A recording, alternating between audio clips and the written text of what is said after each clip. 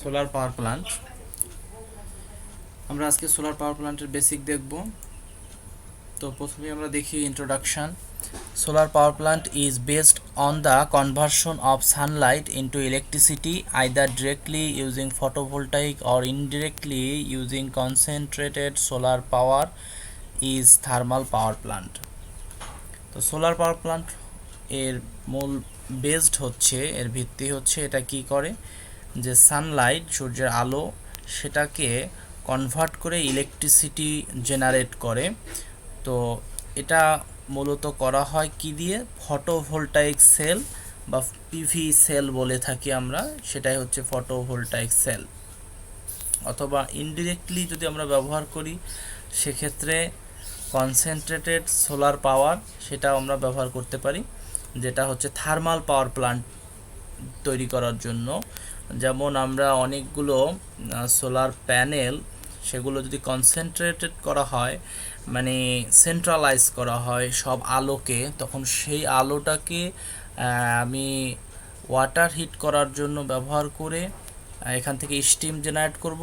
ঠিক যেভাবে ইউরেনিয়াম পুড়ে করা হয়, অথবা অন্য যে কোনো কয়লা বিদ্যুৎ কেন্দ্র, গ্যাস বিদ্যুৎ কেন্দ্র, সেগুলোকেও যেভাবে করা হয়, ঠিক এখানেও কনসেন্ট্রেটেড সোলার পাওয়ার প্ল্যান্টটাও থার্মাল পাওয়ার প্ল্যান্ট, যেটা আলোটাকে আমরা ফেলে পানি গরম করব, যেটা কনসেন্ট্রেট করে, সেটা একটা আছে।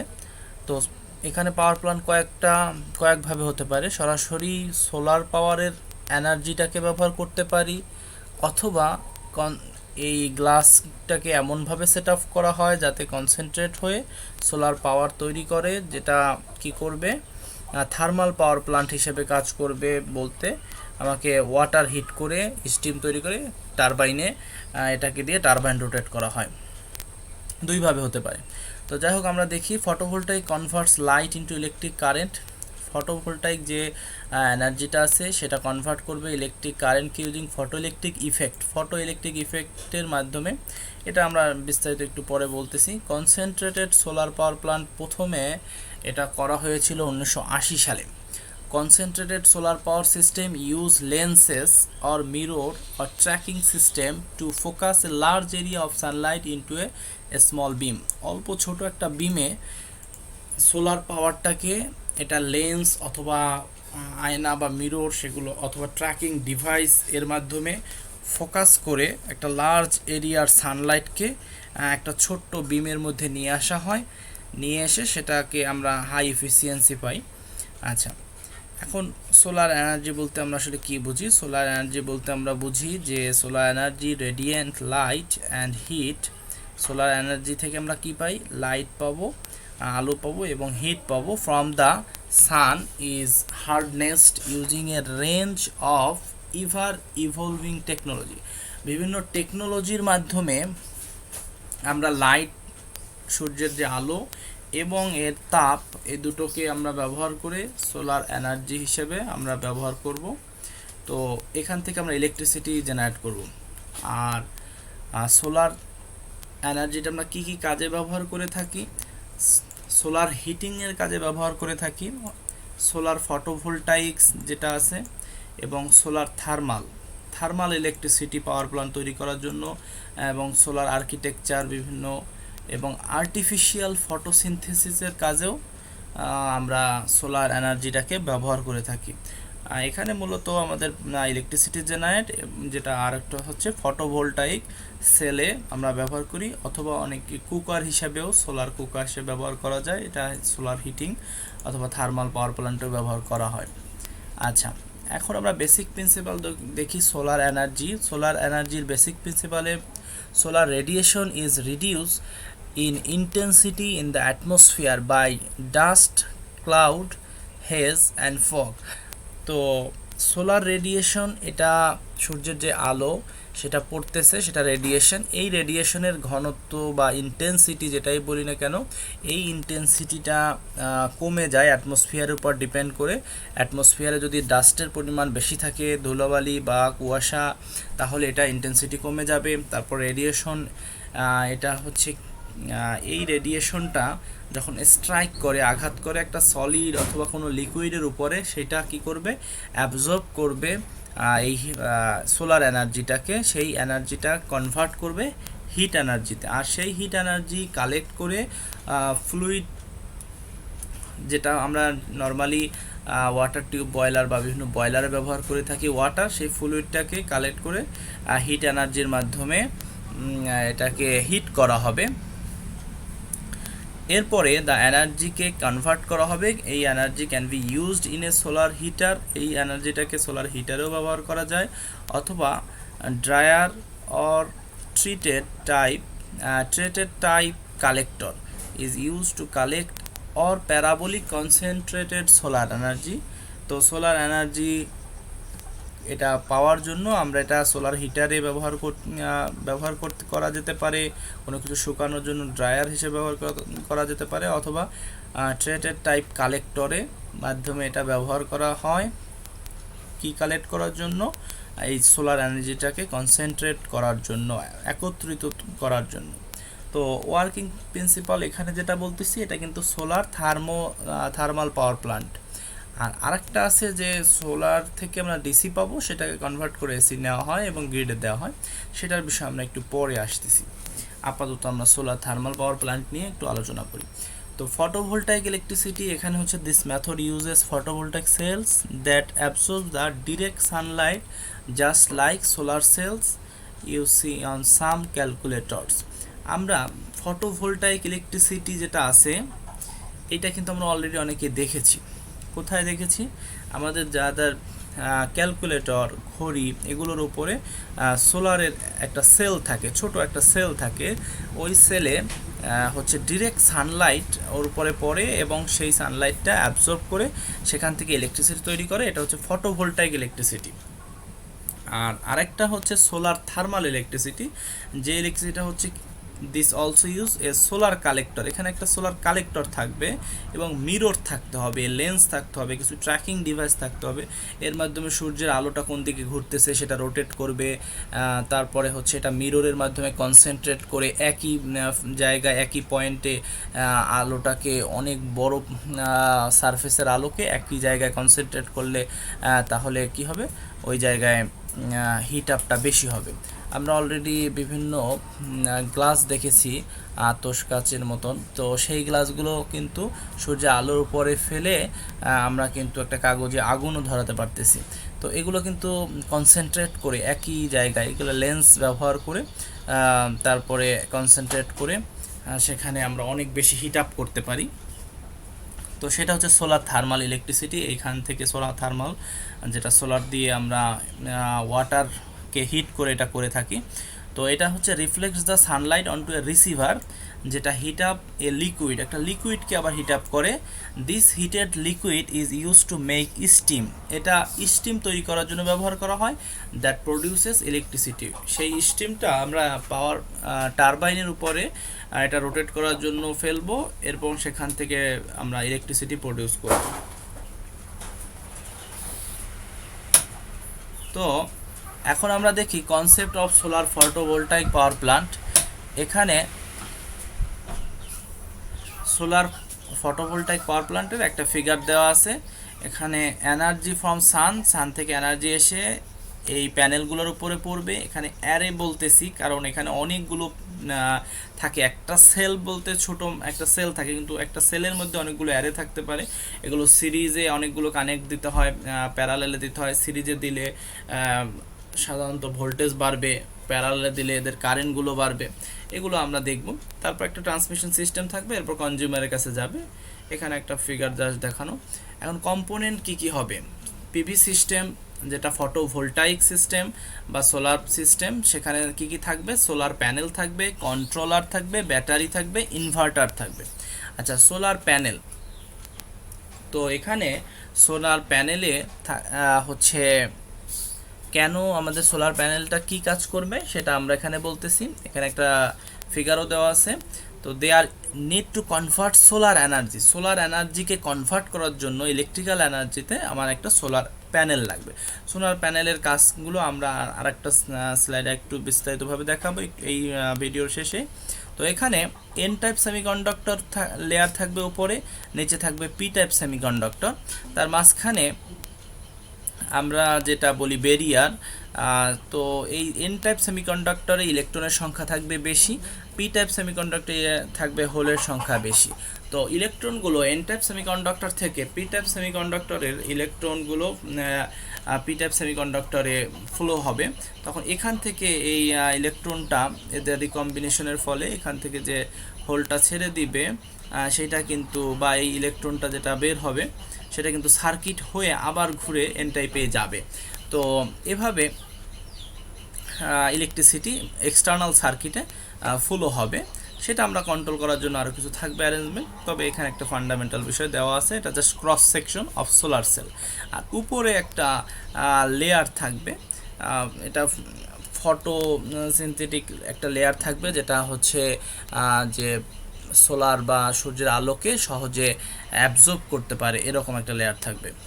আচ্ছা, এরপরে আমরা যদি দেখি ব্যাটারি হচ্ছে আমার অফলাইনে যদি আমি ব্যবহার করতে চাই এনার্জিকে, যখন আমার হচ্ছে কানেক্টেড থাকবে না সোলারের সাথে, সূর্যের আলো অনুপস্থিত থাকবে, ওই সময় আমরা ব্যবহার করার জন্য এনার্জি স্টোর করে রাখবো, সেটা ডিসি ব্যাটারি। এখানে আমরা ডিরেক্টলি ইউজ করতে পারি, এই যে কোনো লোডে এটা কাজ করবে, কিন্তু on the time like night, যখন আমি রাতের বেলা কাজ করব, দিনের বেলা তো আমি সোলার দিয়ে সরাসরি আমি লোড চালাতে পারতেছি, কিন্তু রাতের বেলা যখন আমি ব্যবহার করব ওই সময় আমার হচ্ছে ব্যাটারি ব্যাকআপ অবশ্যই জরুরি, যখন সানলাইট অনুপস্থিত থাকবে। এই জন্য আমরা কানেক্ট করব লোডকে, অ্যাক্টিভলি যদি কানেক্ট করতে চাই তাহলে আমাদের ব্যাটারি প্রয়োজন হবে। এরপরে হচ্ছে কন্ট্রোলার। তো এখানে কন্ট্রোলার কয়েক রকম থাকতে পারে, আপাতত আমরা যে কন্ট্রোলারের কথা বলতেছি এটা হচ্ছে ভোল্টেজ কন্ট্রোলার, এটা মূলত চার্জ কন্ট্রোলার। এই চার্জ কন্ট্রোলারটা হচ্ছে একটা হচ্ছে ভোল্টেজ কন্ট্রোলার, টু চার্জ ব্যাটারিকে চার্জ করার জন্য। এই ব্যাটারি এমনভাবে যে ব্যাটারি যখন বেশি চার্জ যেন না হয়, তাহলে কিন্তু ওভার চার্জিং হলে ব্যাটারি ক্ষতি হবে। তো আমরা ব্যাটারি ওভার চার্জিং না হয় সেটা মনিটর করে এটা চার্জিংটা স্টপ করে দেওয়ার জন্য এখানে একটা কন্ট্রোলার জরুরি। এরপরে হচ্ছে এটার আরও কিছু আছে, যে ব্যাটারি যখন লো থাকে তখন এটা আবার চার্জিং শুরু হবে, এটাও কন্ট্রোল করতে পারি। কখন সে কত পার্সেন্ট চার্জ আছে এই অবস্থায় চার্জিং শুরু হবে সেটাও কন্ট্রোল করতে পারি। তো এগুলো আমরা চার্জ কন্ট্রোলার মাধ্যমে ম্যানুয়ালি বা চার্জ কন্ট্রোলের মাধ্যমে এটা কন্ট্রোল করব। এরপরে পাওয়ার inverter, it is on type of converter. এটা হচ্ছে একটা কনভার্টারের মতন বলতে পারি। এটার কাজ হচ্ছে এটা কনভার্ট করে ডিসি ভোল্টেজ থেকে, আমরা যে ডিসি ভোল্টেজটা এখানে পাবো সোলার প্যানেল থেকে, যে ডিসি ভোল্টেজটা পাবো সেই ডিসি ভোল্টেজ বা ব্যাটারি থেকে ডিসি ভোল্টেজ পাবো, সেটা সাধারণত আমরা 12 ভোল্ট 24 ভোল্ট পাবো। কিন্তু আমার তো বাহিরে এক্সটার্নাল সার্কিটে 230 ভোল্টের এসি যে অ্যাপ্লায়েন্সগুলো আছে আমার যে এগুলো চালানোর জন্য অবশ্যই কি করতে হবে, একটা হাই ভোল্টেজ লাগবে। তো আমি এই অল্প ডিসি ভোল্টেজ দিয়ে কী করব, এখানে সাধারণত এখানে যেটা দেখাইছে এখানে আরও কিছু ডিটেলস আছে, যে বাক বুস্ট কনভার্টার বা বুস্ট কনভার্টার বলা হয়, যেটার কাজ হচ্ছে ভোল্টেজ ডিসি ভোল্টেজকেই আবার বাড়িয়ে দেওয়া। এটা যারা পাওয়ার ইলেকট্রনিক্সের একটা পার্ট, যে বুস্ট কনভার্টার, এর কাজ হচ্ছে ডিসি টু ডিসি কনভার্ট করে, ডিসি থেকে ডিসিতেই কনভার্ট করবে, কিন্তু হাই ভোল্টেজে কনভার্ট করবে। এরপরে পরের স্টেজে কি করা যায়, এরপর একটা ইনভার্টার থাকবে, সেই ইনভার্টারটা এই হাই ডিসি ভোল্টেজটাকে কি করবে, হাই এসি ভোল্টেজে কনভার্ট করবে। তার মানে 230 ভোল্ট ডিসি ভোল্টকে 230 ভোল্ট এসিতে কনভার্ট করবে। এর জন্য একটা অ্যারেঞ্জমেন্ট থাকবে, সেটাকে আমরা এক কথায় বলতে পারি কনভার্টার। এটা ডিসি থেকে এসি যদি কনভার্ট করে তাহলে আমরা সেটাকে কনভার্টার বলে থাকি। এটা একটা সাইন ওয়েভে কনভার্ট করতে হবে। এর মধ্যে এটা একটু জটিলতা আছে, যে এখানে কিছু নয়েজ থাকে, খুব ফিল্টারিংটা খুব ভালো হয় না, এটা একটা প্রবলেম। আচ্ছা, যাই হোক, সোলার থার্মাল ইলেকট্রিসিটি যে কথাগুলো আগেই বলতেছিলাম, তাহলে এখানে কি করবে, সোলার কালেক্টরগুলো ক্যাপচার করবে আলোকে সানলাইটকে করে হিট আপ করবে সিনথেটিক অয়েলকে অথবা কোনো ওয়াটারকে, এগুলোকে বলা হয় যে অয়েল সিনথেটিক যে অয়েলকে হিট আপ করে তার নাম হচ্ছে টার্মিনাল, এবং এই হিট করে ওয়াটারকে একটা স্টিম তৈরি করার জন্য, ভ্যাপার তৈরি করার জন্য, সেটা আমরা জানি। সেই স্টিম আমরা পাইপের মাধ্যমে টারবাইন জেনারেটরে পাঠাবো টু প্রডিউস ইলেকট্রিসিটি প্রডিউস করার জন্য, which is then transmitted over power line. তখন সেই ইলেকট্রিসিটি পাওয়ার লাইনের মাধ্যমে, ট্রান্সমিশন লাইনের মাধ্যমে এটা সাপ্লাই হবে। তখন এখানে একটা বিষয় যে যখন ক্লাউডি ডে থাকে, যখন মেঘাচ্ছন্ন দিন থাকে, তখন সোলার পাওয়ার প্ল্যান্টে আমরা হচ্ছে ন্যাচারাল গ্যাস বয়লার সিস্টেম রাখবো।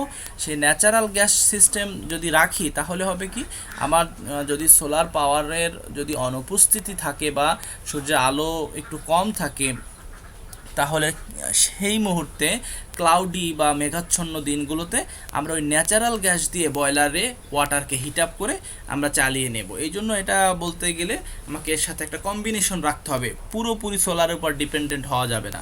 তো এক্ষেত্রে the plant can burn natural gas to heat water. তখন ওই ন্যাচারাল গ্যাসটা ওয়াটারকে হিট আপ করবে এবং ক্রিয়েট করবে স্টিম ইলেকট্রিসিটি জেনারেট করার জন্য। আচ্ছা, এখানে সেই বিষয়টা দেখানো আছে, এই যে এখানে কার্ভেচার আকারে, কার্ভ আকারে সোলার প্যানেলগুলো দেখা যাচ্ছে, এগুলো আসলে কালেক্টর। এগুলোকে আমরা এখানে থার্মাল পাওয়ার প্ল্যান্ট বা সোলার পাওয়ার প্ল্যান্টে বলতেছি, এগুলোকে সোলার কালেক্টর। এখান থেকে এর উপরে থাকবে একটা লিকুইড, সেই লিকুইডগুলো হিট আপ হবে, হিট আপ হয়ে এই যে উপরে হিট আপ হয়ে তারপরে সোলার হিট ট্রান্সফার ফ্লুইডগুলো এখান দিয়ে আসবে, এসে সোলার সুপার হিটারের মাধ্যমে আরও হিট আপ হবে। আর এখান থেকে আমরা স্টিম জেনারেটরে আসবে, স্টিম জেনারেটরে যখন আসবে তখন এখান থেকে স্টিম প্রডিউস হবে। এই স্টিম জেনারেটরটা কোথা থেকে আসছে একটু আমরা দেখি ভালো করে। এই যে কুলিং টাওয়ার কন্ডেন্সার, হ্যাঁ, কন্ডেন্সারের কাজ কি তাও আমরা আমাদের পাওয়ার প্ল্যান্টে আরও কিছু লেকচার দিয়েছি, সেখানে আমরা দেখেছি। এটা মূলত আমার লিকুইডগুলো, যেটা ব্যাকআপ লিকুইড আমার টারবাইনে থাকবে, টারবাইনে সেই লিকুইডটা আবার ঠান্ডা করে, ঘনীভূত করে, আবার ঠান্ডা করে সেটাকে লিকুইড অবস্থায় ফিরিয়ে নিয়ে আসবে স্টিমটাকে, সেটাকে আমরা আবার ব্যবহার করতে পারি। তো যাই হোক, এখন এই যেই ফ্লুইডটা আমরা দিয়েছি সেই ফ্লুইডটাকে হিট আপ করে সোলার হিট ট্রান্সফার ফ্লুইডের মাধ্যমে আসবে, এসে সোলার সুপার হিটার আরও এটাকে হিট আপ করবে, স্টিম জেনারেটর সেখান থেকে সেই স্টিমটাকে কালেক্ট করে বা স্টিম জেনারেট করে তারপরে হচ্ছে এটা সুপার হিটেড স্টিম তৈরি করবে, সেই স্টিমটাকে আমরা টারবাইনে ফেলবো। এখন টারবাইনের মাধ্যমে ওই যে বললাম যে স্টিমটাকে কি করবে, লিকুইড দশায় নিয়ে আসবে, কন্ডেন্সার নিয়ে এসে সেটাকে আবার ব্যাকআপ আমরা নতুনভাবে ওটাকে ব্যবহার করতে পারি, রিসাইকেল করতে পারি ওয়াটার ফ্লোটাকে। তো এই স্টিম জেনারেটরের আরেকটা ব্যাকআপ সিস্টেম রাখা হয়েছে, এই যে উপরে যেটা দেখতে পাচ্ছি আমরা লেখা আছে ওয়াটার ফ্লো, এখান থেকে ওয়াটার ফ্লো হয়ে আবার স্টিম হয়ে বের হচ্ছে। এটা উপরে ডান পাশে যেটা হচ্ছে supplementary natural gas boiler. Supplementary বলতেই আমরা বুঝি অতিরিক্ত আমরা একটা ন্যাচারাল গ্যাস বয়লার রেখে দিব, যাতে কখনো ক্লাউডি মোমেন্ট বা কোনো মেঘাচ্ছন্ন বা রেইনি ডে, বৃষ্টির দিনে আমরা যেন সোলার পাওয়ার প্ল্যান্টের জন্য বন্ধ না হয়ে যায়, এর ব্যাকআপে আমরা একটা গ্যাস বয়লার রেখে দেব। আচ্ছা, যাই হোক, এইটা ব্যবহার করে তারপর আমরা ইলেকট্রিক জেনারেটর টারবাইনের মাধ্যমে ইলেকট্রিক জেনারেটর ঘুরিয়ে এবং ট্রান্সফরমারের মাধ্যমে আমরা এটাকে ট্রান্সমিশন করব। আচ্ছা, এরপরে এখানে আমরা দেখতে পাচ্ছি ছবিগুলো যে এগুলো কিভাবে অনেক লার্জ এরিয়াকে কনসেন্ট্রেট করে একটা সিঙ্গেল পয়েন্টে আলোটাকে কনসেন্ট্রেট করতেছে। এখানে অনেকগুলো পিকচার দেওয়া আছে, এগুলো কার্ভেচার আকারে আছে, দেখতে পাচ্ছি যে অনেক বেশি একটা এরিয়া নিয়ে এটা কাজ করা হয়। আচ্ছা, তাহলে সোলার পাওয়ার এনার্জি বা সোলার এনার্জির আসলে অ্যাপ্লিকেশনটা কোথায়? তাহলে এর অ্যাপ্লিকেশন যদি আমরা বলি, এটা হচ্ছে আমরা solar engines for water pumping, আমরা এই কাজে ব্যবহার করি, ওয়াটার হিটিংয়ের কাজে, অথবা আমরা বিভিন্ন ইঞ্জিন আছে যেগুলো হচ্ছে ওয়াটার পাম্প মেশিন আছে সেগুলো আমরা ব্যবহার করতে পারি, সোলারের মাধ্যমে চলতে পারে সেগুলো। এরপরে সোলার ওয়াটার হিটার হিসেবে ওয়াটার পানি বয়েল করার জন্য ব্যবহার করতে পারি। সোলার কুকার আছে রান্না করার জন্য, সোলার ড্রায়ার আছে কিছু শুকানোর জন্য ড্রায়ার।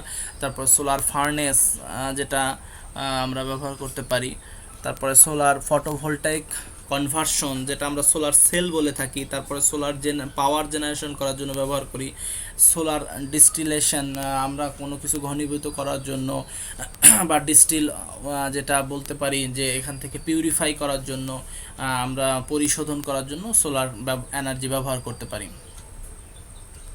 তো এখন আমরা দেখি সাইট সিলেকশন। তাহলে আমরা প্রত্যেকটা পাওয়ার প্ল্যান্টের সাইট সিলেকশন দেখছি। এটার সাইট সিলেকশনে অ্যাভেলেবিলিটি অফ সোলার রেডিয়েশন, অবশ্যই যেখানেই আমরা এটা সাইট সিলেক্ট করব সেখানে যেন সোলার রেডিয়েশনটা অনেক বেশি থাকে, অ্যাভেলেবল থাকে। এরপরে হচ্ছে অ্যাভেলেবিলিটি অফ লার্জ ল্যান্ড, যেহেতু সোলার পাওয়ার প্ল্যান্ট অনেক বড় একটা এরিয়া দখল করতেছে, এখানে লার্জ এরিয়ার প্রয়োজন, এটাও আমাদের দেখতে হবে। Accessibility from national highway, national হাইওয়ের পাশাপাশি বলতে আমরা এখানে ট্রান্সপোর্টের কথা বলতেছি, ট্রান্সপোর্টের সুবিধা যেন থাকে যাতে এগুলো ক্যারি করে পাওয়ার প্ল্যান্টটা আমরা স্থাপন করার জন্য করতে পারি।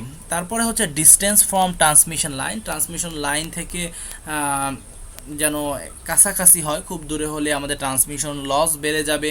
এরপরে হচ্ছে লোকাল ওয়েদারিং কনসিশন, আমাদের ওয়েদারের কথা ভাবতে হবে যে এই যেই লোকালিটিতে আমরা করব সেখানে ওয়েদার কেমন থাকে সেগুলো আমাকে ভাবতে হবে, টেম্পারেচার বেশি থাকে না কম থাকে, তারপরে এখানে ডাস্টের পরিমাণ কেমন, তারপরে ফগের পরিমাণ কেমন, জলীয় বাষ্প, এইগুলো কথা আমাদের ন্যাচারাল এনভায়রনমেন্টের কথাও ভাবতে হবে, ওয়েদারের কথা, বা এখানে বৃষ্টির দিন কত দিন থাকে, এগুলো সব কিছু আমাদের মাথায় রাখতে হবে। এরপর হচ্ছে জমির দাম, ল্যান্ড প্রাইস এবং ফিউচার রাইজ এর কথা ভাবতে হবে, যাতে জমির ল্যান্ড প্রাইস যেন বেশি না হয়, আমরা চেষ্টা করব কম প্রাইসের হওয়ার জন্য, যেহেতু লার্জ এরিয়া আমাদের প্রয়োজন, এবং ফিউচারে যেন এক্সটেন্ড করতে পারি এর জন্য আমাদের এটার কথাও ভাবতে হবে সাইট সিলেকশন করার জন্য। এখানে ডি না, এখানে টি লিখতে হবে, সাইট, SITE, সাইট সিলেকশন। আচ্ছা, যাই হোক, এখন অ্যাডভান্টেজ কি? তাহলে এখানে অ্যাডভান্টেজ হচ্ছে sun is essentially an infinite source of energies, সূর্যের আলো যেটা হচ্ছে সেটা হচ্ছে কিন্তু ইনফাইনাইট সোর্স, এই এনার্জি কিন্তু অসীম বলতে পারি, যে এটা শেষ হচ্ছে না আপাতত। আমার আপাতত দৃষ্টিতে আমরা দেখতে পাচ্ছি সূর্যের আলো কিন্তু দিয়ে সব লিভিংসগুলো বেঁচে আছে, তার মানে এটা এমন যে আমরা ন্যাচারাল গ্যাস, ন্যাচারাল অয়েল এগুলো একসময় শেষ হয়ে যাচ্ছে, কিন্তু সূর্যের আলো সেটা যদিও কমতেছে বলতেছি আমরা, কিন্তু যতদিন বলি না কেন এটাকে আমরা ইনফাইনাইট একটা সোর্স বলতে পারি, এটা দিয়েই যাচ্ছে যতদিন এই পৃথিবী টিকে থাকবে ততদিন সূর্যের আলোটা থাকতেছে। তার মানে আমরা এখানে সানকে এসেনশিয়ালি একটা ইনফাইনাইট সোর্স ভাবতে পারি, এই একটা সুবিধা। এরপরে হচ্ছে সোলার এনার্জি, যেটা হচ্ছে very large inexhaustible and renewable source, এটা একটা কিন্তু রিনিউয়েবল সোর্স, এই সোর্সটা কিন্তু আমি ব্যাকআপ পাচ্ছি, সোর্স কিন্তু হারিয়ে যাচ্ছে না, নষ্ট হয়ে যাচ্ছে না, কমে যাচ্ছে না। এরপরে হচ্ছে এনভায়রনমেন্টালি যদি আমরা চিন্তা করি যে পরিবেশের জন্য এটা অনেক ক্লিন, হ্যাঁ, এটার জন্য কোনো পরিবেশ দূষণ হচ্ছে না, পলিউশন ফ্রি, দূষণ মুক্ত। এরপরে হচ্ছে dependable energy source without new requirements of highly technical and specialized nature for its wide spread utilization. এটা হচ্ছে ডিপেন্ডেবল এনার্জি সোর্স, যেটা হচ্ছে আমরা অনেক বেশি টেকনিক্যালি এবং স্পেশালি নেচার, যেটা ওয়াইড স্প্রেড ইউটিলাইজেশনের জন্য আমরা খুব ভালো একটা ব্যবহার করতে পারতেছি। এটা কিন্তু টেকনোলজি কিন্তু খুব বেশি কঠিন না, একদম নিউ কিছু টেকনিক্যাল জিনিস ফলো করলেই আমরা এটাকে কিন্তু করতে পারতেছি, এই এনার্জিটাকে ব্যবহার। তো এই জন্য বলতেছি যে এটা হচ্ছে কিন্তু উইদাউট কোন নিউ রিকোয়ারমেন্ট, আমাদের নতুন কোনো কিছু অ্যাড করা লাগতেছে না, আমাদের টেকনিক্যাল কোনো টেকনিক্যাল কোনো ইস্যু, টেকনিক্যাল কোনো ডিভাইস আমার এর জন্য লাগতেছে না, কারণ এই এনার্জি সোর্সটা খুব দ্রুত আমরা নিতে পারতেছি, এর জন্য কোনো আলাদা টেকনিক্যাল ডিভাইসের জন্য চিন্তা করে অতিরিক্ত কোনো খরচ করা লাগতেছে না, যেটা নতুন নতুন টেকনোলজি আসতেছে যার কারণে এটা ডেভেলপ হবে, এর তেমন কোনো টেকনোলজি হাইলি টেকনিক্যাল সাপোর্টের না হলেও চলতেছে। তো যাই হোক, it is best alternative for the rapid depletion of fossil fuel, এটা কিন্তু আমাদের যে ফসিল ফুয়েল যেগুলো আমরা বলি ন্যাচারাল গ্যাস বা আমাদের কয়লা বা এগুলো হচ্ছে ফসিল ফুয়েল, অনেক বছর মাটির নিচে এগুলো পচতে পচতে তারপরে ফসিল যে ফুয়েলগুলো আমরা পাচ্ছি, খনিজ তেল, খনিজ দ্রব্য, এইগুলো কিন্তু আস্তে আস্তে শেষ হয়ে যাচ্ছে। তো এখন আমাদের কিন্তু অবশ্যই রিনিউয়েবল এনার্জির দিকে হাঁটতে হবে। এটা কিন্তু একটা বেস্ট অল্টারনেটিভ হতে পারে ফসিল ফুয়েলগুলোর বিপরীতে। আচ্ছা, এরপরে আমরা যদি এর ডিসঅ্যাডভান্টেজ দেখি, আসলে কিছু তো অসুবিধা থাকবেই। তো এর অসুবিধা হচ্ছে, এটা হচ্ছে কখন পাওয়া যাবে, এটা একটা অসুবিধা হচ্ছে, এটা অনেক বেশি ডেনসিটি বা হাই পটেনশিয়ালিটি আমরা পাবো না, এর ডিলিউট ফর্মে পাবো।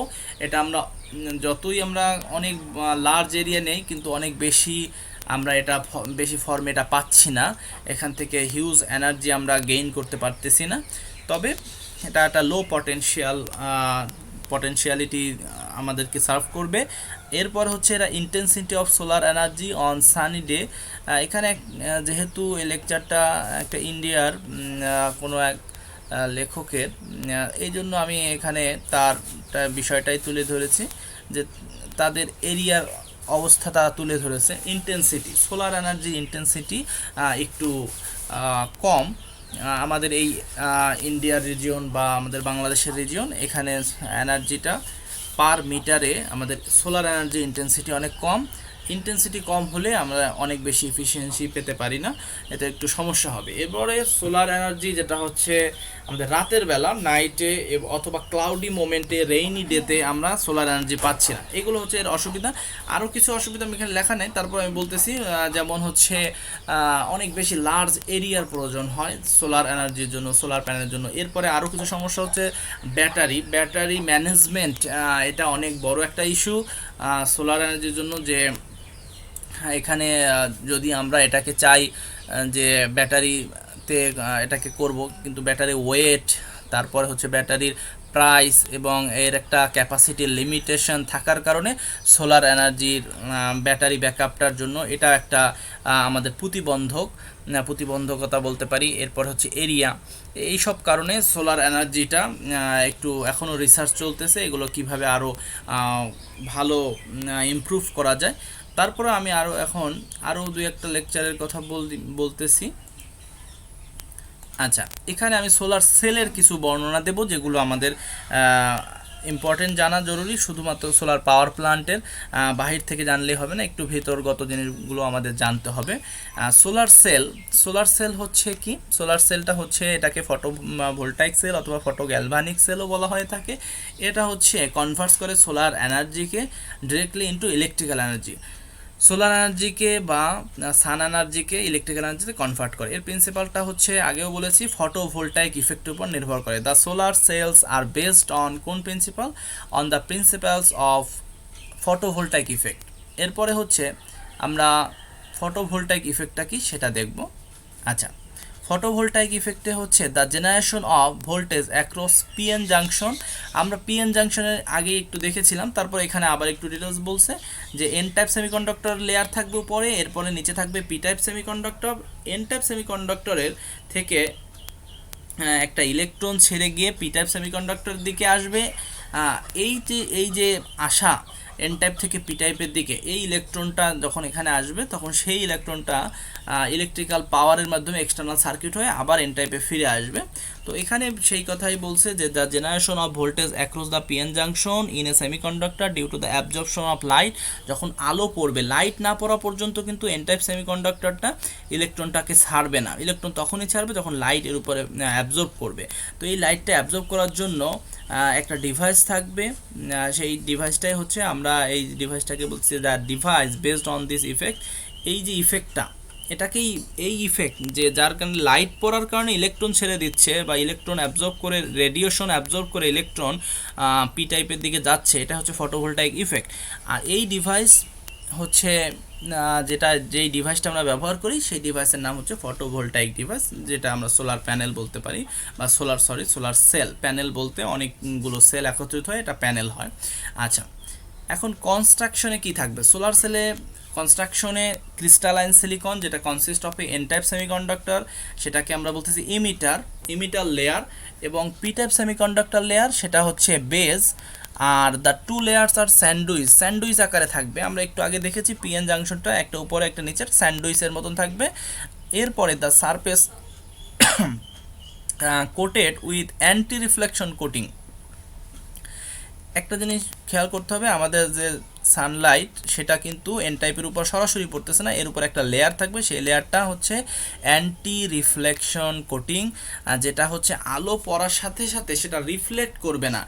এমন হবে না যে সূর্যের আলোটা পড়লে সেটা রিফ্লেক্ট করে আবার ব্যাক করবে, এমন হবে না। এটার উপরে এমন একটা লেয়ার থাকবে, সেই অ্যান্টি রিফ্লেকশন কোটিং, এই কোটিংটা থাকলে এটা আরও অ্যাবজর্ব করে নেবে, কোনো রিফ্লেকশন হবে না। হ্যাঁ, এটাই যাতে লস কমে যেতে পারে, avoid the loss of incident light energy due to রিফ্লেকশনের কারণে যে লসটা হয় সেই লসটা যেন আমরা অ্যাভয়েড করতে পারি, এই জন্য একটা কোটিং বা একটা লেয়ার থাকবে উপরে। আচ্ছা, এখানে আমরা দেখতে পাচ্ছি সেটাকে একটা সার্কিটের মাধ্যমে দেখাইছে, এ পাশে একটা 3D ভিউয়ের মাধ্যমে দেখাইছে। তো উপরে একটা কোটিং আছে, নিচে হচ্ছে এই দ্বিতীয় লেয়ার হচ্ছে এন টাইপ, এরপরে মাঝখানে একটা ডিপ্লেশন লেয়ার হলুদ আকারে তৈরি হয়েছে, এরপর একদম নিচের একটু উপরে সেটার নাম হচ্ছে পি টাইপ, এরপরে লাস্ট যেটা থাকবে সেটার নাম হচ্ছে সাবস্ট্রেট বেস, এটাকে বেস বলতেছি। তাহলে উপরে থাকবে এন টাইপ সিলিকন, তারপরে হচ্ছে থাকবে প্রথমে থাকবে কোটিং, হ্যাঁ, সোলার রেডিয়েশন যেটা ফোটন, এটাকে ফোটনও বলা হয়, লাইটের এনার্জিকে ফোটন বলা হয়। তো গ্লাস লেন্স থাকবে, গ্লাসের নিচে একটা কোটিং থাকবে, এরপরে হচ্ছে এন টাইপ সিলিকন, তারপরে হচ্ছে P type silicon N type এবং পি টাইপের মাঝখানে হলুদ যেটা দেখা যাচ্ছে এটা ডিপ্লেশন লেয়ার। আমরা জানি ইলেকট্রনিক্স যারা ভালো পড়েছি তাহলে ডিপ্লেশন লেয়ার তৈরি হয় এন টাইপ এবং পি টাইপের মাঝে। এরপরে হচ্ছে সাবস্ট্রেট বেস থাকবে একদম নিচে। তো এই যে নেগেটিভ ইলেকট্রন এবং পজিটিভ হোল, এটাই হচ্ছে আমাদের ইলেকট্রিসিটি প্রোভাইড করবে, সাপ্লাই দেবে। এখানে একটু সার্কিটের মতন করে দেখানো হচ্ছে কত ভোল্ট ডিসি, সে উপরের লেয়ার এবং নিচের লেয়ারের মাঝখানে একটা ভোল্ট মিটার ধরে। আর এটা হচ্ছে পিভি সেলের সিম্বল, যে উপর থেকে আলো পড়তেছে, আর একটা ডায়োডের মতন, জাস্ট ডায়োডের কনস্ট্রাকশনের সিমিলার। আচ্ছা, এরপরে আমরা ওয়ার্কিং প্রিন্সিপাল অলরেডি বলে ফেলছি, তারপর একটু বলতেছি এখানে when a solar panel expose to sunlight, যখন সোলার প্যানেল উপরে সানলাইটের আলো পড়বে, the light energized are absorbed by a semiconductor material যে আছে সিলিকন, তার মাধ্যমে লাইট এনার্জি অ্যাবজর্ব হবে, আর সেটার কারণে অ্যাবজর্ব এনার্জি সেটা ইলেকট্রন কি করবে, ছেড়ে দেবে, আর লিবারেটেড, এটাকে স্বাধীন করে দেবে, ছেড়ে দেবে, and produce the external DC current, এবং একটা ডিসি কারেন্ট তৈরি করবে। The DC current is converted into 240 volt AC current. এই ডিসি কারেন্টটা কনভার্ট হয়ে 240 ভোল্ট এসি কারেন্ট তৈরি করবে, কিসের মাধ্যমে, একটা ইনভার্টারের মাধ্যমে, ফর ডিফারেন্ট অ্যাপ্লিকেশন। কারণ আমার এসি অ্যাপ্লায়েন্স বা এসি কারেন্ট, অল্টারনেটিং কারেন্টের যে জিনিসপত্রগুলো সেগুলো কিন্তু বেশি, এর অ্যাপ্লায়েন্সগুলো বেশি। হ্যাঁ, এই জন্য আমরা এটাকে কিন্তু আমাদের এসি কারেন্টে কনভার্ট করতে হয়। আমরা কিন্তু সব কিছু আমাদের ডিসিতে চলে না, ম্যাক্সিমাম আমাদের বাসা বাড়িতে এসিতেই চলে, এই জন্য আমাদের কনভার্টার লাগে, এটাকে এসিতে কনভার্ট করব। আচ্ছা, যাই হোক, এখানে ওয়ার্কিং প্রিন্সিপাল যেটা বলছিলাম আগে সেটা এখানে দেখানো আছে। এটা একটি 3D লেয়ার, বিভিন্ন লেয়ার দিয়ে, স্যান্ডউইচের লেয়ার দিয়ে দেখানো হয়েছে। এখানেও এন টাইপ সিলিকন, সেটা হচ্ছে ফ্রি ইলেকট্রন থাকবে এন টাইপ সিলিকনের, এই যে ফ্রি ইলেকট্রনগুলো উপরে ঘুরতেছে নীল কালারের। এরপরে হচ্ছে আমরা দেখতেছি পি টাইপ সিলিকনের থাকবে অনেকগুলো হোল। তো এখন এই যে ইলেকট্রনের অনুপস্থিতিটাকে আমরা বলতেছি হোল। তো এখন এন টাইপ এবং পি টাইপ সিলিকন সেটা যখন একই সাথে কন্টাক্টে আসবে, নেগেটিভ এবং পজিটিভ যেটা বলতেছি, এন টাইপ নেগেটিভ সিলিকন বা পজিটিভ সিলিকন যেটাই বলি না কেন, সে এন টাইপ এবং পি টাইপ সিলিকনটা যখন কন্টাক্টে আসবে তখন একটা ইলেকট্রিক ফিল্ড তৈরি করবে এই নিজেদের মধ্যে, এই সেলের মধ্যে। এই যে ইলেকট্রিক ফিল্ড বা যেটাই বলি, যে উপরে যখন আলো পড়বে তখন এই ইলেকট্রনগুলো এখান থেকে এন টাইপ সিলিকন ছেড়ে দিবে এবং সেটা পি টাইপে আসবে। আর উপরে একটা অ্যান্টি রিফ্লেকটিভ কোটিং যেটা কথা বলছি, এই যে উপরে একটা রিফ্লেকটিভ কোটিং আমরা কয়েকটা লেয়ার হিসেবে দেখতে পাচ্ছি, তার উপরে সবচেয়ে উপরে থাকবে গ্লাস কভার, যাতে ক্ষতিগ্রস্ত না হয়। এইটাই হচ্ছে, আর কিছু কন্টাক্ট থাকবে, কন্টাক্ট গ্রিডের সাথে কানেক্ট করার জন্য অথবা আমরা টার্মিনাল বের করার জন্য মেটাল কন্টাক্ট থাকবে। হ্যাঁ, আর ব্যাক সাইডেও মেটাল কন্টাক্ট থাকবে। আচ্ছা, এখন এই কথাটাই এখানে আবারও যে কথা বলছে সেটা একটু লিখে দিয়েছে যে এখানে পি এবং N layer are connected to external সার্কিটের সাথে কানেক্ট থাকবে, দুইটা লেয়ার পি টাইপ এবং এন টাইপ লেয়ার কানেক্ট থাকবে এক্সটার্নাল সার্কিটের সাথে, ইলেকট্রন ফ্লো হবে এন লেয়ার থেকে পি লেয়ারে, তখন কারেন্ট জেনারেট হবে। আর এক্সটার্নাল সার্কিটে এই যে ইলেকট্রনটা যাবে, ইলেকট্রনের চলাচলটাই তো আমরা হচ্ছে কারেন্ট বলতেছি। তো এটা হচ্ছে ডিসি কারেন্ট। তো এই ইলেকট্রন যেটা লিভ করবে সোলার সেলকে, সেই কারেন্ট এনার্জি যেটা ছেড়ে দিচ্ছে, হ্যাঁ, তো সেটা কিন্তু সোলার সেলে যখন কানেক্ট থাকবে তখন হবে, না হলে আদারওয়াইজ এটা হচ্ছে না, ইলেকট্রনটা ফ্লো হবে না যখন এক্সটার্নাল সার্কিট কানেক্ট থাকবে। Then reenter the solar cell, once back in the solar cell the process begins again। ইলেকট্রনটা এখানে যে কথাটা বলছে, electron that leave solar cell, যেই ইলেকট্রনটা এখান থেকে সোলার সেলকে ত্যাগ করতেছে, মানে সোলার সেল থেকে বের হয়ে এক্সটার্নাল সার্কিটে যাচ্ছে, সে কিন্তু আবার ব্যাক করে লোড হয়ে এরপরে আবার এন টাইপে ফিরে আসতেছে। তার মানে এই কথাটাই বলছে the electron that leave the solar cell, solar সেলকে যে ইলেকট্রনটা ছেড়ে যাচ্ছে সেটা কিন্তু এখানে বাহির এক্সটার্নাল লোড যেটা আছে সেটা কারেন্ট আকারে ছেড়ে যাচ্ছে, এনার্জিকে ছেড়ে দিচ্ছে, সেটা সোলার সেলে যখন কানেক্ট থাকবে তখন যাবে। এরপরে দেন রি এন্টার, আবার সোলার সেলে সেই ইলেকট্রনটা আবার প্রবেশ করবে এবং সোলার সেলে ব্যাক করে প্রসেসটাকে আবার চলতে থাকবে। এভাবে বারবার চলতে চলতে ইলেকট্রনটা বাহিরে পাস করবে এক্সটার্নাল সার্কিটে। এটাই হচ্ছে এক্সটার্নাল সার্কিটে যখন পাস করবে তখন সেটা ইলেকট্রিসিটি হিসাবে, সেটা লোডে আমাদের ইলেকট্রিসিটি হিসাবে আমরা এটার সুবিধা পেতে থাকবো। তো এখন সোলার সেলের কিছু টাইপ আছে, সেই টাইপের মধ্যে হচ্ছে ক্রিস্টাল ইউজ করি, সেটার উপরে বেস করে করা হয়। সেই ক্রিস্টালটা হচ্ছে কি monocrystalline silicon cell, polycrystalline silicon cell, amorphous silicon cell. Monocrystalline silicon cell এটা হচ্ছে প্রডিউসড করা হয় পিওর সিলিকন থেকে, একদম সিঙ্গেল ক্রিস্টাল। এই ক্রিস্টালের মধ্যে অন্য কোনো ভেজাল বা অন্য কোনো যেটাই বলি না কেন যে মিক্স থাকবে না, এই ক্রিস্টালটা একদম পিওর থাকবে, সেটা থেকে তৈরি করা হয়, এক মনোক্রিস্টালাইন বলা হয়। এই জন্য এই সিলিকনটা পিওর এবং ডিফেক্ট ফ্রি, এর কোনো ডিফেক্ট থাকতেছে না, এবং ইফিসিয়েন্সি এই সিলিকনের সবচেয়ে ভালো, মনোক্রিস্টালাইন সিলিকন সেলের সবচেয়ে বেশি ইফিসিয়েন্সি। আচ্ছা, পলিক্রিস্টালাইন সোলার সেল এটা হচ্ছে লিকুইড সিলিকন। এই সিলিকনের মধ্যে র ম্যাটেরিয়াল থাকবে লিকুইড, আর পলিক্রিস্টালাইন সিলিকনটা হচ্ছে সলিডিফিকেশন প্রসেসের মাধ্যমে এই সিলিকনটাকে আমরা তৈরি করব সিলিকন থেকে। তো এটা হচ্ছে ক্রিস্টালের বিভিন্ন সাইজ আকৃতি, এটা হচ্ছে বিভিন্ন এটার আকৃতি থাকে, আর এবং এর ইফিসিয়েন্সি কিন্তু মনোক্রিস্টালাইন থেকে কম। The efficiency of this type cell less than monocrystalline cell. Amorphous silicon সেলটা হচ্ছে এটা কিভাবে তৈরি করা হয়, এটার উপরে অ্যামরফাস সিলিকনটা আমরা পাবো depositing silicon film on the substrate like glass plate. Glass প্লেটের মতন সাবস্ট্রেট যখন আমরা এটা সিলিকন ফিল্মের উপরে জমাবো বা ডিপোজিট করব, রাখবো, তখন এটাকে বলা হয় অ্যামরফাস সিলিকন সেল। এই যে এর উপরে যে একটা কোটিং দেয়া হয় সিলিকন ফিল্মের উপরে একটা গ্লাস প্লেটের সাবস্ট্রেট হিসেবে, সাবস্ট্রেটের উপরে গ্লাস প্লেটের মতন, সেই লেয়ারটা থিকনেসটা বলছে 1 মাইক্রোমিটার। হ্যাঁ, এখানে একটা কথা বলছি যে the thickness of human hair, মানুষের চুলের থিকনেস পুরুত্ব, সেটা কিন্তু বলেছে যে 50 থেকে 100 মাইক্রোমিটার। তাহলে একটু আমরা চিন্তা করি, যদি মানুষের চুলের থিকনেস যদি হয় 50 থেকে 100 মাইক্রোমিটার, তার থেকেও ছোট এর কম্পেয়ারে মানে 1 মাইক্রোমিটার, হ্যাঁ, তাহলে কত পাতলা একটা থিকনেসের গ্লাস প্লেট যদি আমরা লাগানো হয়, ডিপোজিট করা হয় সিলিকন ফিল্মের, তাহলে এটাকে আমরা বলতেছি অ্যামরফাস সিলিকন। তাহলে সিলিকন ফিল্ম কোথায় থাকবে? অ্যামরফাস সিলিকনে থাকবে। আচ্ছা, এরপরে এখানে এফিসিয়েন্সিটা জাস্ট বলছে মনোক্রিস্টালাইন সিলিকনে এফিসিয়েন্সি হচ্ছে 14 থেকে 17%, পলিক্রিস্টালাইন সিলিকন 13 থেকে 15%, অ্যামরফাস সিলিকন 5 থেকে 7%। এগুলো বিভিন্ন পারপজে বিভিন্নটা ব্যবহার করে থাকি। এখন সুবিধা কি? তাহলে সুবিধা আরও আগে বলে আসছি, তারপর এখানে আবারও সেই কিছু কথা। সোলার এনার্জি হচ্ছে ক্লিন, নন পলিউটিং, কোনো পলিউশন নাই, রিনিউয়েবল এনার্জি এটা। এরপরে সোলার সেল কোনো নয়েজ প্রডিউস করে না, এটা রোটেশন নাই, এমন না যে এটা মেশিন ঘুরতে হবে, কোনো রোটেশন নাই, কোনো নয়েজ নাই। ওখানে চেয়েও এখানে অ্যাডভান্টেজ আরেকটু ভালোভাবে বলছে, আমরা এখান থেকেও কিছু অ্যাডভান্টেজ দেখব। এরপর হচ্ছে দে রিকোয়ার ভেরি লিটল মেনটেনেন্স, এমন না যে সোলার সেল বা সোলার প্যানেল এটা খুব বেশি মেনটেনেন্স করতে হয়। এরপরে হচ্ছে এটা লং লাস্টিং, অনেক বেশি দিন স্থায়ী হয়, টেকসই হয়। এরপরে হচ্ছে লং লাইফ টাইম, এবং এর লাইফ টাইমও অনেক বেশি, এবং কোনো ফুয়েল খরচ নেই, no fuel cost or fuel supply problem. অসুবিধা হচ্ছে solar power can not be obtained in night time, রাতে এটা পাওয়া যাচ্ছে না।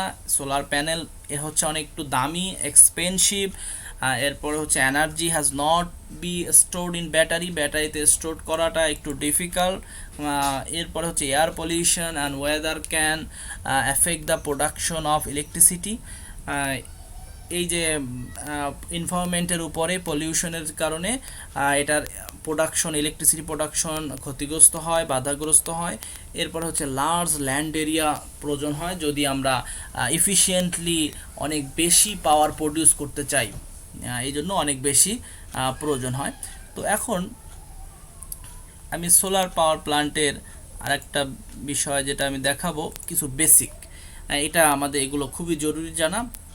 তো এগুলো single diode equivalent circuit model, এটা একটা মডেল। তো এই মডেলগুলো আসলে তৈরি করা হয়েছে আমরা যারা ইলেকট্রনিক্সে ভালো পড়াশোনা করি, তো ইলেকট্রনিক্সের বিভিন্ন ইকুয়েশন থেকে আমরা এই মডেলগুলো ডেভেলপ করা হয়ে থাকে। তো এখানে মডেলে প্রথম একটা কারেন্ট সোর্স, সেটা আইএল ডায়োড দিয়ে রিপ্রেজেন্ট করা হয়। এটা হচ্ছে আইডি কারেন্ট, হ্যাঁ, এই দিকে যাচ্ছে, ডায়োডটা হচ্ছে এই দিকে, কারেন্ট সোর্সের ডিরেকশন এই দিকে। এরপর হচ্ছে প্যারালেল একটা রেজিস্ট্যান্স, এটাকে শান্ট রেজিস্ট্যান্স বলে থাকে, RSS মানে শান্ট রেজিস্ট্যান্স। আর আরেকটা থাকবে সিরিজের রেজিস্ট্যান্স, এটা RS, শান্ট রেজিস্ট্যান্স কারেন্ট আর ISS। হ্যাঁ, তাহলে টোটাল কারেন্ট আইএল যেটা হচ্ছে আইডি প্লাস ISS, আর এদিকে হচ্ছে আই কারেন্ট। তাহলে কারেন্ট সোর্স তিনটা কারেন্টে ভাগ হয়ে যাচ্ছে, আর এখানে টার্মিনাল আমরা ভোল্টেজ পাচ্ছি V। এটা হচ্ছে একটা ইকুইভ্যালেন্ট সার্কিট সোলার সেলের। আচ্ছা, এগুলো হচ্ছে আমাদের কিন্তু ভবিষ্যতে রিসার্চে বা আমাদের নিজেদের কাজেও আমাদের অবশ্যই লাগবে, এক্সামের জন্য বা যে কোনো কাজে আমাদের অবশ্যই জানা জরুরি। এরপরে solar cell IV characteristics curve, solar সেলের আইভি ক্যারেক্টারিস্টিক্স কার্ভ সম্পর্কে আমাদের জানা জরুরি। এখানে ভোল্টেজটা হচ্ছে এক্স অ্যাক্সিসে, অ্যাম্পিয়ার হচ্ছে বা কারেন্ট সেটা হচ্ছে ওয়াই অ্যাক্সিসে। তো ওয়াই অ্যাক্সিসে যেটা থাকবে, এখানে দেখি কার্ভটা পিভি কার্ভ, এই কার্ভটার নাম হচ্ছে পিভি কার্ভ, যেটা বেগুনি কালারে দেওয়া আছে, আর নীল কালার হচ্ছে আইভি কার্ভ। তাহলে আমাদের পিভি কার্ভ হচ্ছে এটা। তো পিভি কার্ভে দেখতে পাচ্ছি পাওয়ার এবং ভোল্টেজ কার্ভ, তার পাওয়ার একটা পয়েন্টে গিয়ে ম্যাক্সিমাম পয়েন্ট হয়েছে, সেটাকে আমরা বলতেছি ম্যাক্সিমাম পাওয়ার পয়েন্ট, অথবা এটা আমি একটু পরে আসি, ম্যাক্সিমাম পাওয়ার পয়েন্টে না, এই যে পি ম্যাক্স, যে ম্যাক্সিমাম পাওয়ার পাচ্ছি পি ম্যাক্স। আর কারেন্ট আইভি কার্ভ থেকে আর পিভি কার্ভ থেকে একটা এমন একটা আয়তক্ষেত্র যদি আমরা আঁকি, এই পয়েন্টে গিয়ে আইভি কার্ভে সবচেয়ে বেশি, আইভি কার্ভটাই আমাদের মূল, যেখানে হচ্ছে সবচেয়ে বেশি কি পাবো আমরা, কারেন্ট, ম্যাক্সিমাম কারেন্ট পাবো। এই যে দেখা যাচ্ছে আইএমপি ম্যাক্সিমাম কারেন্ট আর ভিএমপি ম্যাক্সিমাম ভোল্টেজ, যেখানে গিয়ে আমি ম্যাক্সিমাম কারেন্ট এবং ম্যাক্সিমাম ভোল্টেজ দুটোই পাচ্ছি, সেই পয়েন্টটাকে যদি গুণ দেই P = VI, তাহলে আমরা সেখানে পাবো ম্যাক্সিমাম পাওয়ার পয়েন্ট। এইটা সোলার প্যানেলে এই যে এরিয়াটা, তো এই এরিয়াটুক কি ভিএমপি ম্যাক্সিমাম পাওয়ার, এই যে এই পর্যন্ত ম্যাক্সিমাম পাওয়ারের 0 থেকে, আর এখান থেকে আইএমপি পর্যন্ত হচ্ছে 0 থেকে আইএমপি। তাহলে এই দুটোর গুণ দিলে আমরা পাবো যে এরিয়া, সেই এরিয়াটায় কি পাচ্ছি, এখানে ম্যাক্সিমাম পাওয়ার পয়েন্ট আমরা পাচ্ছি এই কর্নারে, এই নীল কালারে এটার উপরে। তো এখানে পাবো ম্যাক্সিমাম ভোল্টেজ ভি ম্যাক্স। আর এদিকে এই একই অ্যাক্সিসে ওয়াই এর অ্যাক্সিসের দিকে যেভাবে কারেন্ট দেওয়া হয়েছে, ওয়াই অ্যাক্সিসের এই পাশে এখানে কিন্তু পাওয়ারকেও দেখানো হয়েছে। আচ্ছা, আইএসসি শর্ট সার্কিট কারেন্ট, আর ওপেন সার্কিট ভোল্টেজ VOC, এই টার্মগুলো আমরা নিচে ব্যাখ্যা করতেছি আসলে এগুলো কি। আচ্ছা, ওপেন সার্কিট ভোল্টেজ হচ্ছে this is the maximum voltage that the array provides when the terminals are not connected to any load।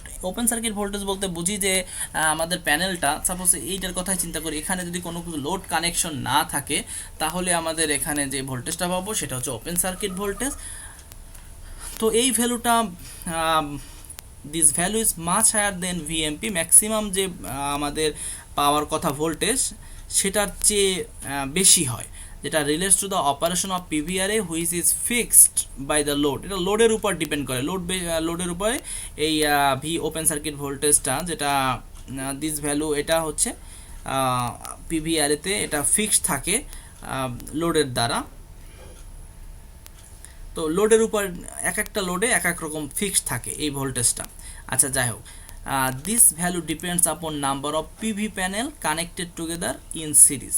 এই ভ্যালুটা ডিপেন্ড করে পিভি প্যানেলে যখন এটা সিরিজে যুক্ত থাকে একই সাথে, তার উপর ডিপেন্ড করে। মানে আমি সিরিজে যদি আরও বেশি প্যানেল লাগাই তাহলে ভোল্টেজটা কিন্তু এটা বাড়বে কমবে, এটার উপর ডিপেন্ডেন্ট, এটাই বলছে।